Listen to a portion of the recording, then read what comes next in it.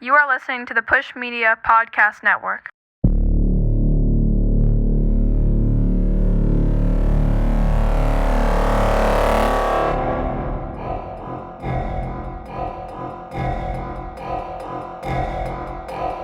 This is good shit.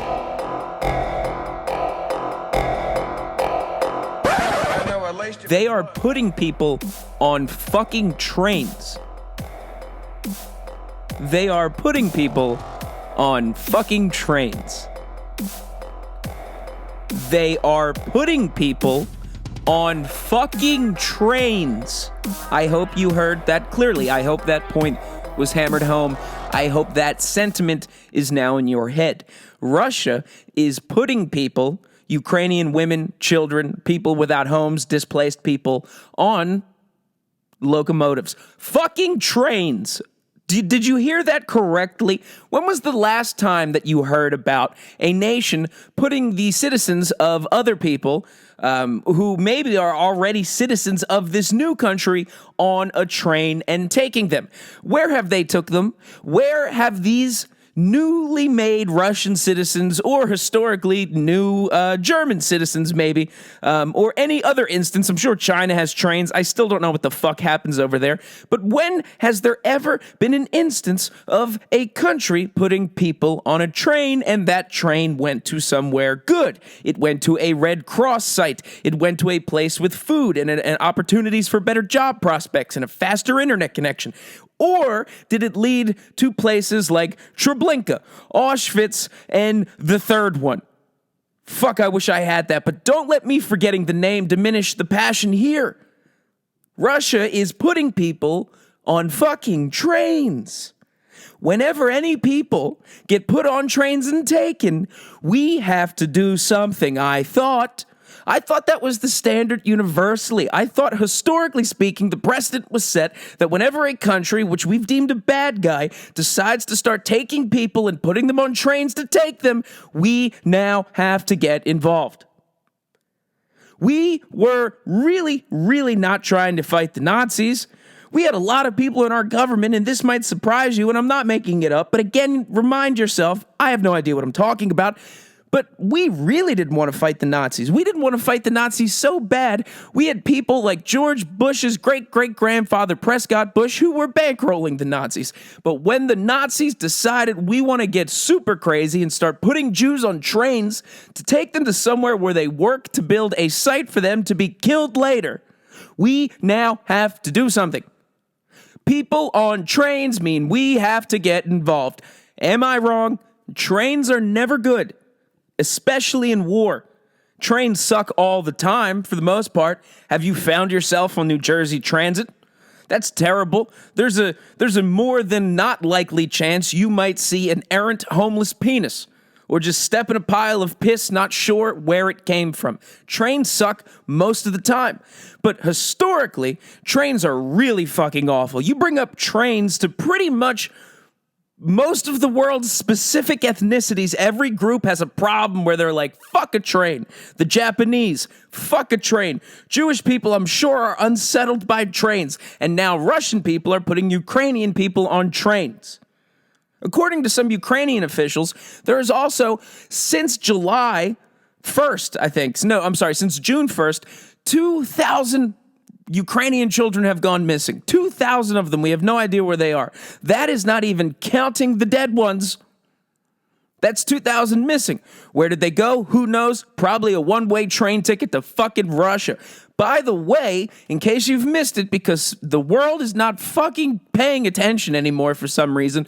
I don't know what the reason is, and I'm not saying I'm your war correspondent. I'm not Hemingway in the field. I don't have a boat, and I'm just waiting for a submarine from Cuba to try some shit. But I'm doing my best to pay attention. And God help us if I represent the top percentile of informed, researched Americans. But anyway, back to the 2,000 missing Ukrainian children. They might have, or more than likely probably have, been put on a train and taken.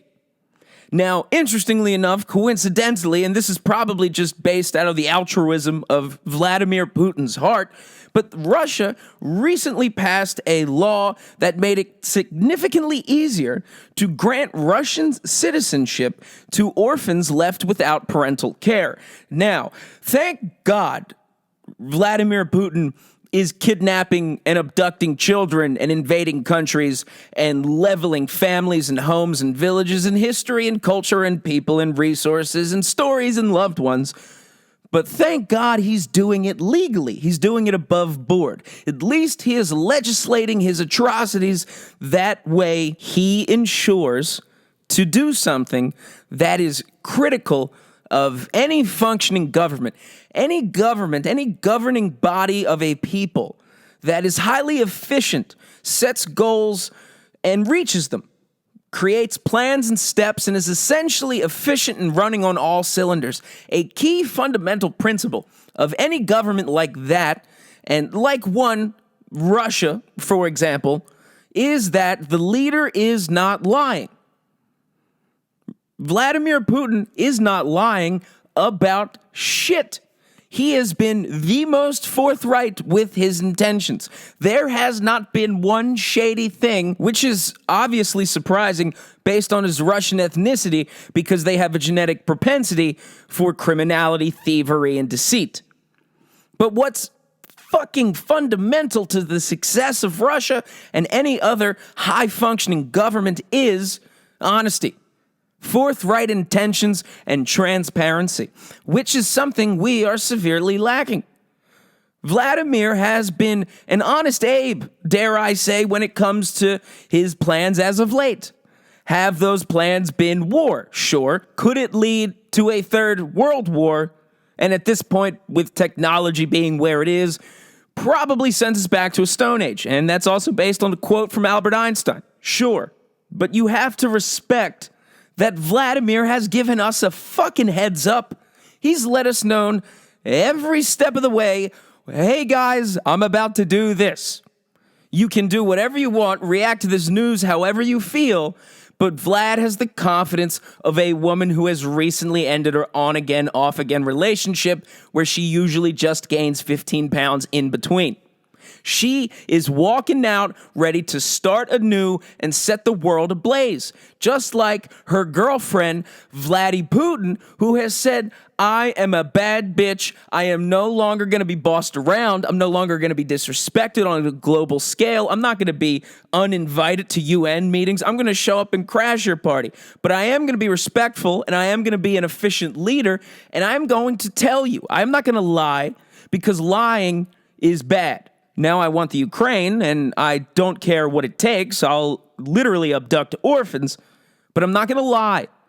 And that's why I have the respect of my people. Why I am viewed as a strong man and the ultimate representation of the Russian specimen on a global scale, despite looking like I have lupus and favorite hobbies including riding a horse shirtless in my 70s, is because my people trust me. And the rest of the world definitely shouldn't trust me, but you damn well believe what I say. Russia has been generous enough to give us their war plans every other week. Here's an update. We have nuclear weapons. Next week, we have them pointed at London. Next week, we're going to take all of the children. Now we're putting people on trains and taking them.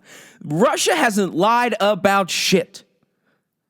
Now, that brings me to us. So, we can't say the same, I don't think. I don't think we can say we have a leader, we have a government entirely. It's past just the leader. I don't think we can say we have a government that does not lie to us.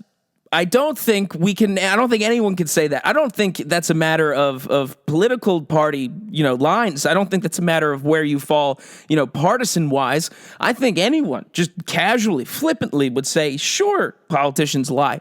That's almost a mantra. That's a creed built into our DNA as Americans. Politicians lie, and for good reason. But think about it. Politicians lie. Putin ain't lying, and he is getting everything he wants right now, despite literally looking like a salamander became a person, a la Who Framed Roger Rabbit. Now, we are fraught with lies all the time. We accept it. We accept a certain level of getting lied to because that's just kind of how business functions. We kind of need to be lied to. There's some examples of great lies. In fact, I had a whole episode not that long ago where I explained how China accused us of being the bad guys because we lie to our citizens. To wit, I say, China, don't be mad, you have a shit poker face. Which I would think wouldn't be an advantage pretty easily, having a good poker face if you're playing poker anywhere in Asia. I'll let that joke sink in. You get it whenever you get it. But meanwhile, our leaders, like Joe Biden, just lie all the time. And most of his lies are just written off as a case of, a guy being senile. It just happens to be a coincidence he's the fucking president. But, Joe said, I have cancer. And everyone was like, whoa, the president said he had cancer. And then the White House was like, he didn't say he had cancer. And we were like, oh, good, thanks for clearing that up. That's probably not a lie. And that's just an example of a small thing. It's not a big thing. It's not a big deal, even though the president did flippantly say I have cancer. Meanwhile, Putin, who's been very forthright, looks like a salamander with lupus, and he just wages onward. But we are getting lied to by every person who looks like they would be the people who make every type of decision we need someone to make right now because every sector of life appears to be a little shaky. From the economy, we're getting lied to about that. Russia's economy's probably always been fucked, but if you ask anyone in Russia, how's it going economically, I'm sure they would say it has never been better.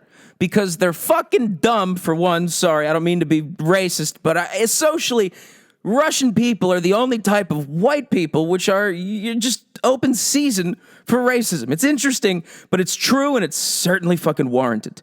But if you ask any Russian citizen how's the economy doing, they probably live in a fucking igloo and eat ice and bread, and they would say it has never been better because they have faith in the guy in charge, because the guy in charge clearly has not lied to him. He said, the Ukraine is ours still, and we're going to go get it. And as of right now, that is still happening. No one else is taking any steps counter to that plan to prevent it. So, for any dumb Russian citizen, as far as their knowledge would go, he's still telling us the truth. Thus, it's still working. Meanwhile, here, let's take, I don't want to say the word recession, because that word doesn't exist anymore. There's no definition available for it. But if we were to just give it a new word, like let's just say financial pickle that appears to be pending here stateside, Biden was recently asked by a reporter via an interview that was over Zoom, of course, because he also just had COVID, by the way. And while having COVID, it was revealed that he's on a brand new type of medication for people who have COVID. But this medication is so specific that it can only be given to people who are suffering from COVID and have congenital heart failure. Now, you're allowed to connect those dots again as well, but they didn't ask him if he had congenital heart failure. Let me just, give you a hint. But back to the main point. So Biden was asked over Zoom by a journalist, it appears that the economy is headed towards a recession. And some signs of this would be gas being near $5 a gallon still, and everyone's seeming to accept that's just what it is now. Or food costing more than ever. Baby formula shortages. The fact that the Bank of America CEO said we're in a recession. Those are some clues. Those are some hints. I'm not saying that is proof we're in a recession, but the CEO of the largest bank in America said we are, and his opinion doesn't mean shit. Because Joe Biden said, no, we're not. Joe Biden said, no, we're not. Man, no, we're not. Man, will you shut up? No, we're not in a recession. There's not going to be a recession. We're not going to be a recession because I'm going to be dead. There's not going to be a recession because I'm just going to die. Are you just fucking the blatant level of just being cool with lying, which then makes idiots like me get all upset and then make me go talk to other idiots like you who bother to listen. And then we all get riled up. And then eventually some of us get slightly off on the wrong course and then never vote again because it seems useless. I don't want that to happen, but I can see why it does. And you know why it does? Do you know why very capable people with a mind that could be used and probably their opinion should be included more in elections, but instead the elections have ballots cast by idiots and nincompoops who think the popular vote is how you win? It's very easy to get disillusioned and think the whole system is shit and then just opt out and just be apathetic, which helps nobody, because people get lied to and treated like literal children, worse than children. There is so much evidence, an overwhelming amount of evidence that we are in a recession. Apart from the aforementioned reasons that the Bank of America CEO said we are, there's also indicators that, the housing market is about to plunge up to 20% estimated. And just to refresh you as to the fucked math that happened with houses, if you were one of the people that benefited from the windfall of the Chinese flu sweeping the nation via bats or something, you might have sold your house for way more money than you ever would have expected you'd get. And if you were the person who bought that house, let's just say you bought a $300,000 house. Now, really, that house only is worth $250,000, but you bought it during the pandemic, which resulted in everyone becoming wealthier somehow here in America. But now that the housing market is about to come back down to earth, which is it's another thing. And it's not good when any, real estate value loses value, essentially, you know what I mean? But when you say plunge, or like everyone's bracing for the real estate market to plunge 20%, isn't it like going back to what was considered normal like 2 years ago? You know what I mean? If before coronavirus your house cost this, coronavirus happened, your house artificially cost that, you sold it, and now the housing market is coming back down, that's not plunging. Isn't that just getting closer to what was considered normal before coronavirus and probably fucking CERN, if I am to trust my gut, did something to make everything seem so upside down ass backwards? So, I don't know. I'm not an economist. Honestly, I don't know what I am, because most points I make, I start with saying I am not, and then whoever would be an expert in this field, and then I proceed to give you the best advice you will ever find anywhere, because I might be wrong, but I'm not lying. And that's a fundamental key of any charismatic cult leader, which is obviously one of my stated goals. And it works. We're in a recession, and we're very worried. People don't know how they're getting baby formula. They don't know where they're going to live, and they probably have kids.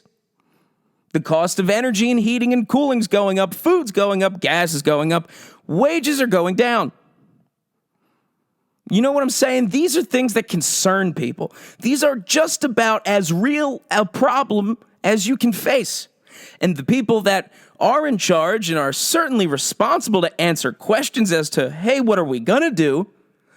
Instead of answering these questions, which they have and it's not like politicians don't have a long history and they aren't trained skillfully in the art of artfully not answering a question. But instead, we're just literally now getting lied to. We're in a recession. All of these signs point to it. Mr. President, what are you going to do? We're not in a recession. Solved, bitch. Now what? You see what I'm saying? So now we're all left to figure out what the fuck is a recession, because the president and the White House don't have a definition available, for one. Because at one point, then the press secretary then had to explain later on, hey, by the way, we actually are in a recession. But then there was this one journalist who very skillfully, because there are a few real skillful journalists out there, specifically not including me, who asked good questions. And then this journalist asked the press secretary, well, then what does the White House define a recession as? Because that is a question you would think, checkmate, you can't wiggle out of, right? Because if you're telling me we're not in one, tell me what is one. You know what I mean? That's a yes and. You know what I'm saying? That is fundamentally good improv. That's a round of the bus stop game, if you know what I'm talking about. And if you do, you're a loser. All right. Oh, man. What an inside baseball improv joke for idiots in college who had a real hard time making friends. But I digress. Your opinion is wrong if I knew you in college. Anyway, we're getting lied to, and it's really, really bad. And it can be funny But every time we get lied to, we're left to figure out what the fuck are they talking about? What does that mean? Now we have to do our own research because some of the problems we're getting lied to are very serious and impact us immediately. Then, there's examples of us getting lied to that are hilarious, like real funny ones, which, take a moment to see them, read them, and laugh at them. But just know that's some time you didn't notice Russia was putting people on fucking trains. You have to pay attention, and this is why it's important to not get lied to. You can accept a certain level, but when it happens on a rampant level to the point where you are so distracted because you are looking up words that you thought you used to know what they meant. Russia puts more people on a train. But be sure to laugh at the instances where you're lied to, and it's funny. Like the latest entry to Kamala Harris's Andy Kaufman-style career in politics, where she addressed a committee for disabled people with the following statement. My name is Kamala Harris. My pronouns are she, her. I'm guessing. I haven't looked at a picture of her recently. And I'm the woman seated here in the blue dress. Now, that's stupid, obviously, for a lot of reasons, but not the one that if you're a dummy, that you first think of right away. Now, that reason being her stating my pronouns are she, her, because, and this is just the scientific evidence, and it still is conclusively unrefutable that if you state your pronouns, that is just gay.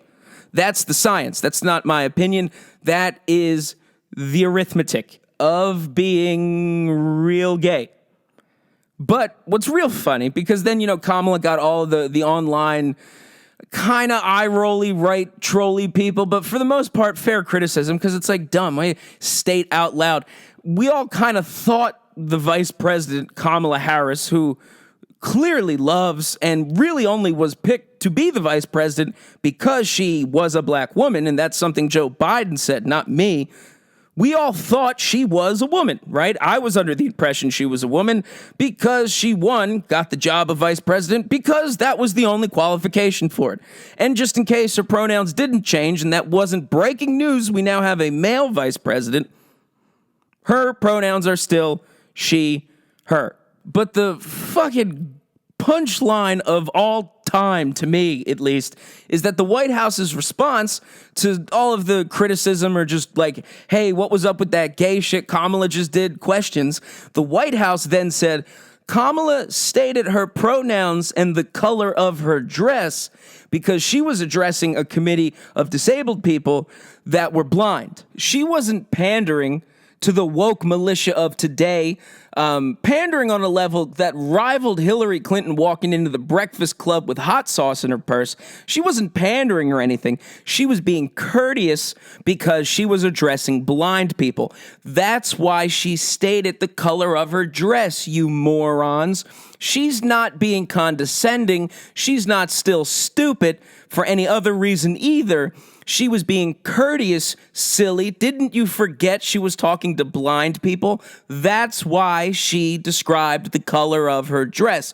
She was talking to blind people. That's why she described the color of her dress to blind people. That's why she described the color of her dress to blind people.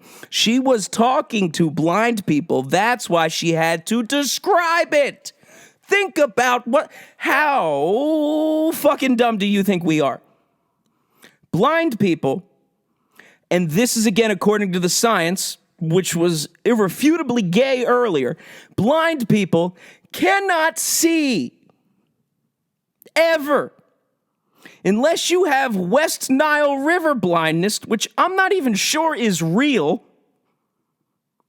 I'm 50-50 on whether I just made it up right now or if it's lodged somewhere deep in my mind from reading a Wikipedia page when I should have went to bed. Blind people can't see. So you were describing your dress and every other attribute about you and the rest of your resume based on the sentence, not for the courtesy of blind people who, because of their disability, are incapable of seeing you presently, because that's what blind means. I was actually just being a woke, eye-rolly, stupid idiot on some gay shit, cousin. So That's funny. That's, and I got to admit, I fell for it at first. When I heard that, I was like, well, are the committee members blind? We should find that out. I mean, to be fair to the vice president. And then I smacked myself in the face and ran into the middle of the street and began proselytizing for the Black Israelite cause. Because it dawned on me, blind people can't see. Idiot. That's getting lied to. It's hilarious. It's actually genuinely hilarious. She's talking to blind people, dummy. That's why she's describing all of the visual aspects of herself. That's funny. But while I'm laughing, more people are put on trains thanks to Russia. Do you see what's going on? Do you see the problem? Now, Putin, to be very clear, he's not lying about shit. In fact, he's passing laws legalizing the kidnapping of orphans, essentially. Now, sure, the law makes it easier to grant citizenship to minors left without parental care. That sounds like a humanitarian cause. Do you see how words can just be tossed around and mixed to mean fucking anything? Especially if you're good at it, which is surprising the Russians were able to do it because I thought literally they are all 100% illiterate, top to bottom.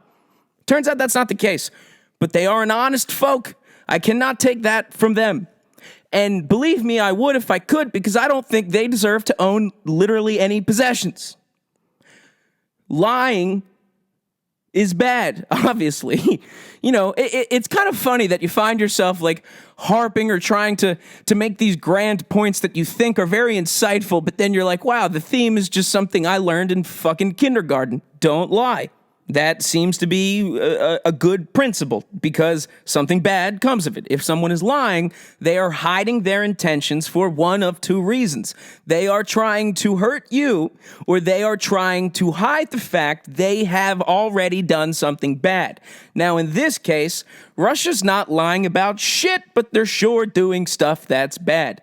Meanwhile, we are getting lied to all the time about very important things, some funny, but some serious, like the fact now.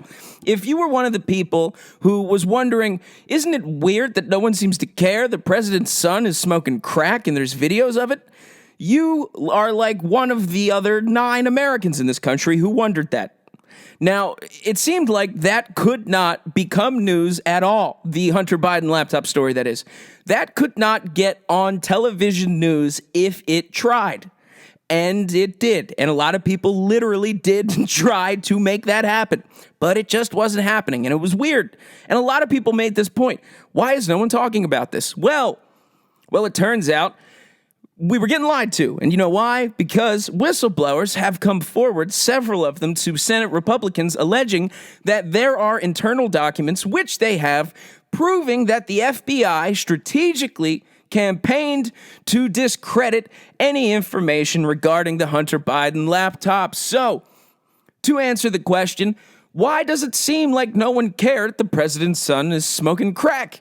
Well, it's because the FBI was trying to make that happen. So while actual reporters were attempting to do their job and break news that you would think was pretty fucking germane to, the State of the Union, the FBI worked to cover it up. They worked to lie about the facts.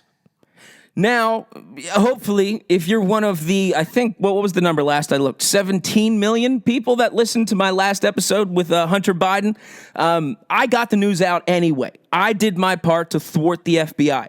And to all FBI agents listening, I say, I wish you all great misfortune in your future endeavors, and your mother was a hamster. That's another big lie.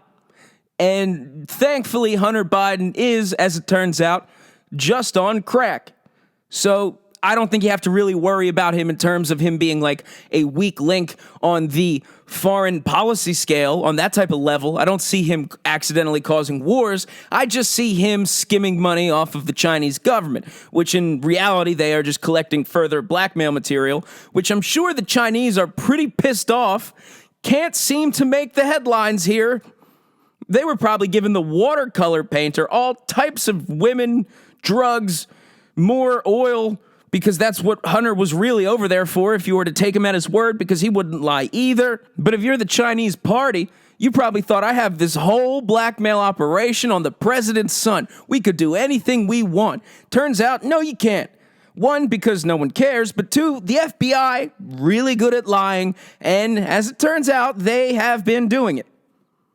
They were probably doing a whole heck of a lot of lying last January, but we'll get to that at some point. It's not great. You don't want to get lied to because we have to do all of this research. If you're someone who kind of wants to care, you want to figure out, hey, is the president's son smoking crack? All of the time you spend somewhere deep in the corners of the internet trying to find these videos that prove it. Do you know who has been put on a train? More Ukrainian people by Russians. That's what happens while you're trying to get the facts straight. Another train leaves the station, both literally and metaphorically. Now, let's take the WHO, for example. The World Health Organization. The WHO have flipped their stances on monkeypox several times. I have taken it upon myself to actually be a legitimate news correspondent in the arena of monkeypox. I am an epidemiologist when it comes to non-racist viruses from the sub-Saharan continent. That's just what I'm specialized in. Now, the latest with monkeypox is there are 1,000 reported cases in just New York alone and 3,500 in America. Now, that number is so much higher, well, I don't know if so much higher, but the certainty level of it being no longer 3,500, but a number higher than that is virtually guaranteed at this point, I would think, because monkeypox is very contagious. And do you know why? Because there's an anecdotal story that has actually been proven to be real. 2 children in New York, by the way, children have been found to have contracted monkeypox, which sucks for them. It's not going to kill them, but it's going to make them look fucking scary looking, literally lepers, and it's going to suck. It probably traumatized them for the rest of their life if they don't die, which they won't, just to be clear. Point of the story is 2 children in New York City, and keep in mind, up until this point, monkeypox was presumed to be a virus that only really posed a threat to men who have sex with men, not even gay men, just men who have sex with men. This is all according to WHO. Now, 2 children in New York contracting monkeypox really pokes a glaring hole in the WHO's claim that monkeypox could only be contracted if you went to one of the men who have sex with men raves in Belgium or Portugal. Not gay raves, men who have sex with men raves.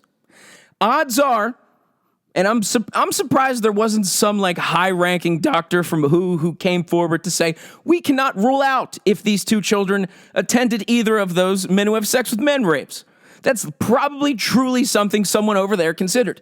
But the fact 2 children contracted it really calls into question, and if you put on your thinking cap, wait a minute, that means you can get monkeypox from some way other than gay dancing.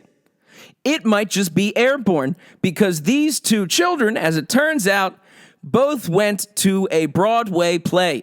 That's the only thing these 2 cases have shared in common with one another. They're not related. They don't live near each other. They just went to a theater with other people of all ages.